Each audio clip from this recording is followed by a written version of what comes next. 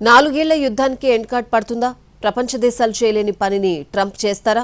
America అధినేత Ukraine అధ్యక్షుడు Zelensky మధ్య ఫ్లోరిడాలో జరిగే సమావేశంలో ఏ అంశాలు చర్చకు రాబోతున్నాయి? రష్యా ఉక్రెయిన్ మధ్య 4 ఏళ్లుగా యుద్ధం జరుగుతూనే ఉంది. ఈ యుద్ధాన్ని ఆపేందుకు ప్రపంచ దేశాలు ఎన్నో ప్రయత్నాలు చేశాయి. ట్రంప్ కూడా జోక్యం చేసుకున్నారు. ఎలాగైనా యుద్ధాన్ని ఆపేందుకు ప్రయత్నిస్తున్నారు. ఈ పరిస్థితుల్లో అమెరికా అధ్యక్షుడు ట్రంప్, ఉక్రెయిన్ అధ్యక్షుడు జెలెన్స్కీ ఇవాళ ఫ్లోరిడాలో సమావేశం కాబోతున్నారు. రష్యాతో శాంతి ఒప్పందంపై చర్చించనున్నారు. 20 పాయింట్ల ప్రణాళికతో జెలెన్స్కీ ఈ సమావేశానికి రానున్నారు. ఉక్రెయిన్ భద్రతపై ప్రధానంగా చర్చిస్తానని ఇప్పటికే జెలెన్స్కీ చెప్పారు. అమెరికా అధ్యక్షుడిగా ట్రంప్ రెండోసారి అధికారంలోకి వచ్చాక ఉక్రెయిన్ రష్యా మధ్య శాంతి ఒప్పందానికి ట్రంప్ ప్రయత్నిస్తున్నారు. 4 ఏళ్లుగా సాగుతున్న యుద్ధానికి ఫుల్ స్టాప్ పెట్టేందుకు మొదట సౌదీ అరేబియా వేదికగా రష్యాతో అమెరికా చర్చలు జరిపింది. కానీ ఎలాంటి పురోగతి లేదు.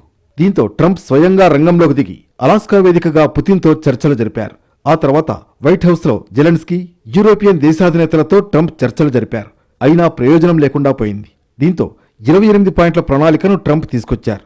అమెరికా ప్రత్యేక రాయబారి స్టీవ్ విట్కాఫ్, ట్రంప్ అల్లుడు జారెడ్ కుష్నర్ స్వయంగా రంగంలోకి దిగి జెలెన్స్కీ, పుతిన్తో 28 పాయింట్ల ప్రణాళికపై చర్చించారు. పుతిన్ సానుకూలంగా స్పందిస్తే జెలెన్స్కీ తిరస్కరించారు. దీంతో శాంతి ఒప్పందం మొదటికొచ్చింది. ఇలాంటి పరిస్థితుల్లో ఇవాళ ట్రంప్, జెలెన్స్కీ మధ్య కీలక సమావేశం జరగబోతోంది. మరోవైపు శాంతి చర్చల వేళ ఉక్రెయిన్పై రష్యా విరుచుకుపడింది.